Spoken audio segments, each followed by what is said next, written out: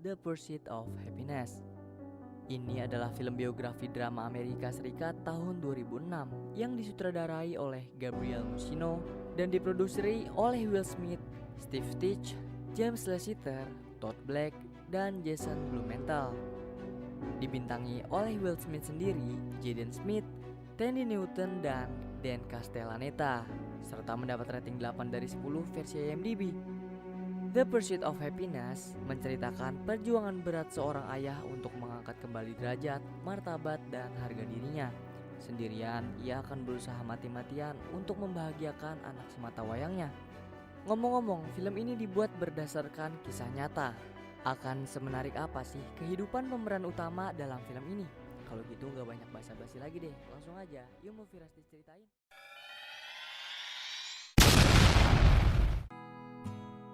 Pagi ini, seorang ayah membangunkan anaknya untuk melakukan aktivitas seperti warga biasa lainnya. Beliau adalah Chris Garner bersama anaknya Christopher Garner Jr. Mereka berjalan bersama menuju sekolah dan pergi bekerja. Umur Garner Jr. sekitar 5 atau 6 tahun saat ini. Ia duduk di bangku TK. Menggali sedikit masa lalu milik Garner, dia dulu bertemu dengan ayah kandungnya di umur 28 tahun. Jadi Garner pun bertekad saat ia memiliki anak, ia berjanji bahwa anaknya akan sangat dekat dan mengenal ayahnya sendiri.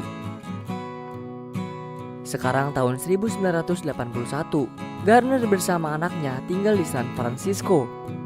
Benda yang dibawa Garner bukanlah kandang kucing atau anjing ya, itu adalah sebuah benda medis untuk memindai kepadatan tulang. Nah, alat itu dijual olehnya untuk mencari nafkah. Istri Garner bernama Linda, ia bekerja di tempat jasa laundry.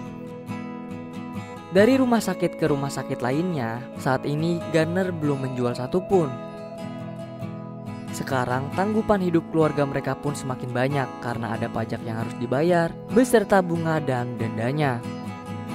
Hari berganti, keseharian Garner berjalan seperti biasa. Tapi kali ini ia ingin melamar di tempat lain. Linda tidak terlalu mementingkan hal yang dilakukan suaminya. Dia tidak mendukung penuh usaha yang dilakukan Garner. Semua dilakukan dengan usaha yang terbaik oleh Garner untuk keluarga. Tapi karena kondisi dan pengeluaran yang selalu membengkak, membuat Linda mensialkan kehidupannya bersama Garner. Garner membulatkan tekad untuk melamar di tempat yang kemarin dia lirik. Jadi ia menitipkan dagangannya ke seorang hippie. Waktu Garner lagi melakukan wawancara, ia pun melihat gadis tadi membawa kabur dagangan miliknya. Part of my life is called being stupid. Gadis itu berlari sampai ke MRT. Garner pun udah gak bisa ngejar dia lagi. Yang dia punya sekarang tinggal formulir penerimaan pegawai aja. I didn't need that many lines. Hari kembali berjalan seperti biasa.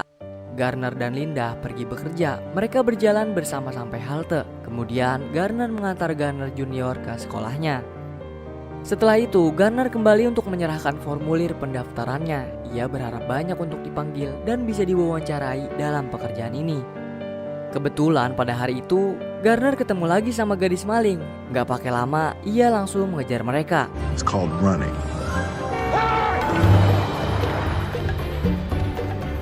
Kali ini Garner mendapatkan kembali barangnya.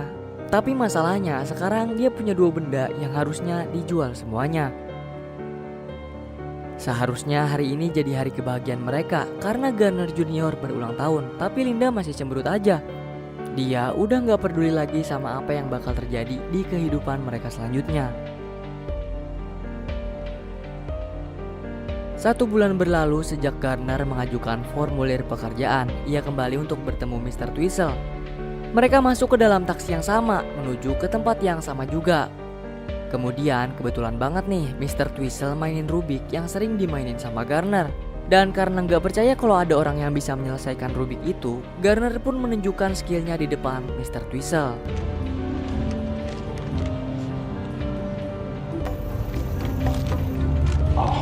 You almost had that one. Tepat setelah sampai tujuan, Garner menyelesaikan Rubik di setiap sisi. Namun karena duit Garner tinggal goceng, dia terpaksa lari dari taksi yang dinaikinya tadi.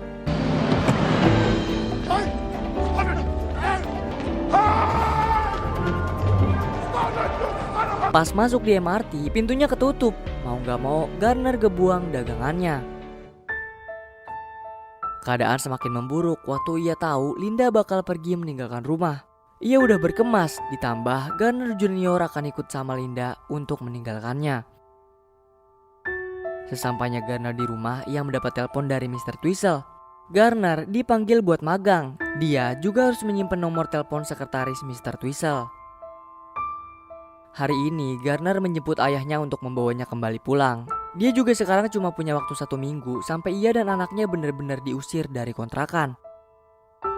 Di hari yang berbeda, Garner kedatangan 2 orang polisi. Ia dibawa untuk membayar semua pajak dan surat tilang miliknya. Karena nggak ada lagi uang yang tersisa, Garner akan ditahan sampai besok jam 9.30. Padahal besoknya dia ada wawancara sama Mr. Twistle. Sampai di saat terburuknya pun, Garner masih terus memikirkan anaknya. Dia nggak mau anak semata wayangnya kecewa. Dengan penuh harapan, Garner kembali menelpon Linda untuk mengurus anaknya. Linda. I'll bring him back around 6. 40 menit sebelum waktunya wawancara, Garner berlari dengan penuh semangat. Dengan keadaan seadanya, ia langsung menuju ke kantor. Setelah beberapa menit menunggu, giliran ialah untuk diwawancara sekarang. Kondisi kantor begitu ramai di dalam. Semua orang sangat sibuk dengan telepon dan tugas mereka masing-masing. Garner diwawancarai 4 orang langsung. Ia menceritakan semuanya, bagaimana dan kenapa ia datang dengan pakaian seperti ini. Lalu, dengan meyakinkan mereka menggunakan jawab-jawab dari setiap pertanyaan yang dilontarkan, Garner berhasil membuat mereka terkesan. Ia pun diterima di pekerjaan tersebut. Karena ini adalah perusahaan pialang saham, jadi nggak ada gaji yang bisa ditawarkan buat pekerja magangnya, kecuali Garner bisa mendapatkan posisi bagus di perusahaan tersebut. Setelah itu, Garner kembali ke rumah untuk memikirkan hal tersebut. Sesuai dengan janji, Linda kembali mengantar anak mereka pulang. Dia juga memberi kabar kalau ia bakal pindah ke New York dan Garner akan mengambil hak asuh buat anaknya. Dari keadaan yang dia miliki saat ini, mau gak mau Garner harus menerima pekerjaan dari Mr. Twistle yang gak ada gajinya. Garner pindah dari kontrakan ke kos-kosan gitu. Mereka tinggal berdua doang sekarang, jadi gak akan ada lagi yang ngeluh. Motivasi selalu dia berikan buat anaknya. Garner mau anaknya harus terus mengejar impiannya. Satu dagangannya terjual, perlahan tapi pasti. Hari pertama magang dimulai, Garner mendengar dan mencatat arahan yang sudah diberikan. Terus pas dapat waktu istirahat 10 menit, kebetulan nih Garner ngelihat aki-aki ngebawa dagangannya. Nah, dagangannya itu yang sebelumnya jatuh di kereta. Terus auto ngejar dong dia, tapi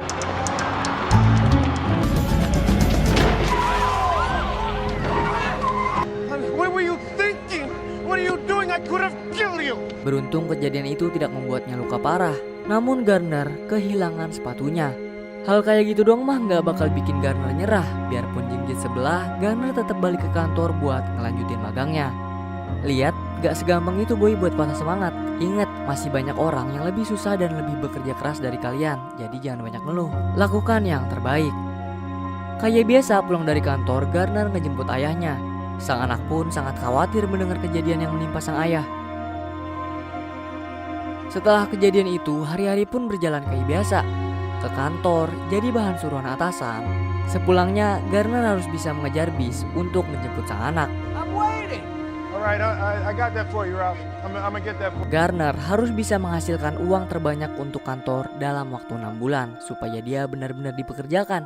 Selain magang tanpa digaji, ditambah pula dia sebagai seorang ayah. Terus karena dia harus menjemput anaknya, Garner cuma bisa bekerja selama 6 jam. Padahal yang lainnya mah 9 jam. Namun dengan waktu yang sesingkat itu, ia memanfaatkan waktu dengan sebaik-baiknya. Setelah beberapa penolakan, akhirnya dia dapat customer nih. Garner langsung disuruh datang ke kantor untuk info lebih lanjut. Tapi ada aja hambatannya dah. Masa sekarang Garner disuruh mindahin mobil? Bikin dia telat aja. No, no, no!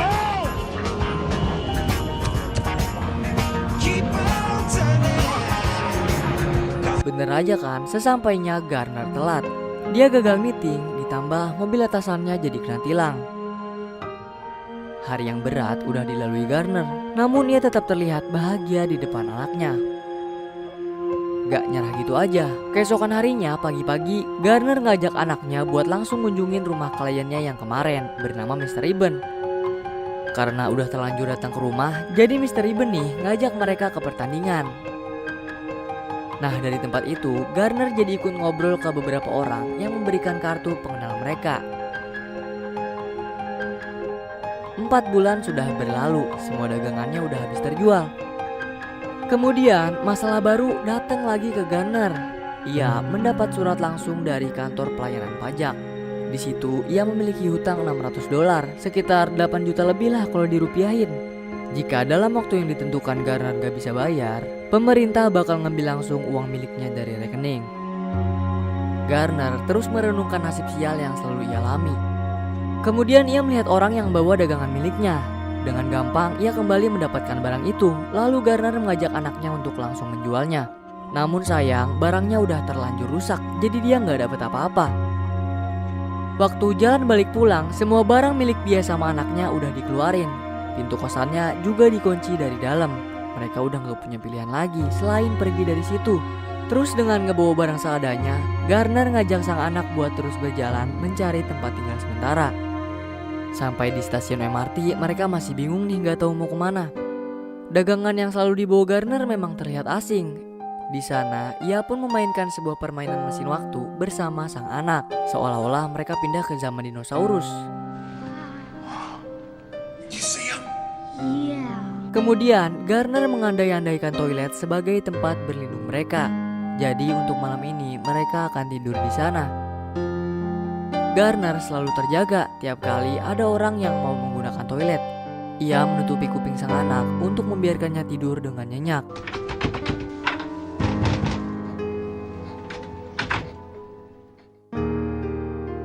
Pada pagi harinya, Garner tetap melanjutkan magangnya.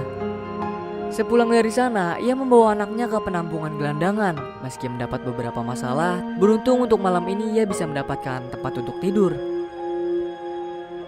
Tinggal satu barang dagangan miliknya yang menjadi sebuah harapan.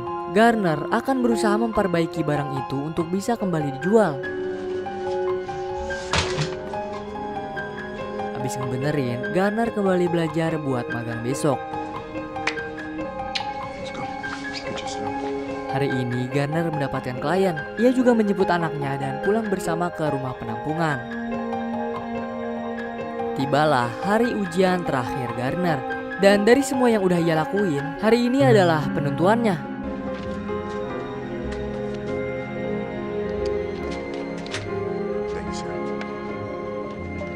Ia jadi orang kedua yang menyelesaikan ulangan. Kemudian ia menjemput dan kembali ke rumah penampungan. Namun sayangnya untuk hari ini mereka telat banget. Semua kamar udah penuh terisi, jadi mereka nggak bisa bermalam di sana.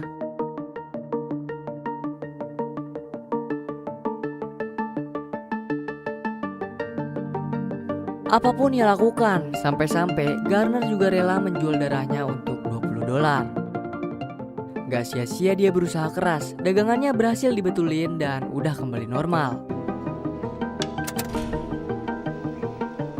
Wah syukurlah. Keesokannya mesin itu terjual senilai $250. Dan uang itu akan digunakan untuk biaya hidup mereka berdua selama 4 minggu. Untuk melepas penat, malam ini Garner mengajak anaknya untuk bermalam di hotel. Mereka berdua terlihat sangat harmonis dengan keadaan dan situasi yang selalu bisa mereka lewati bersama-sama. Sesekali ia mengajak anaknya mantai untuk rehat dari kebisingan kota.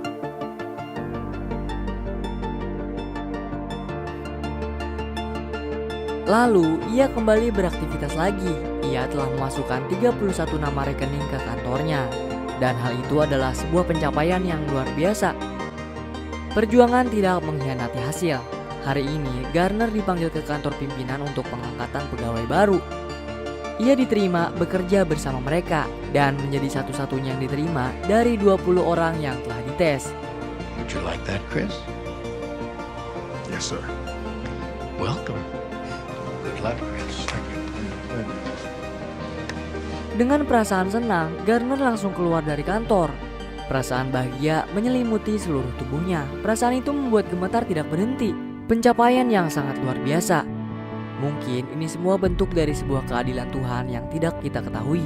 Saat orang membutuhkan, maka Tuhan akan mengabulkannya, meski tidak secepat yang hambanya inginkan.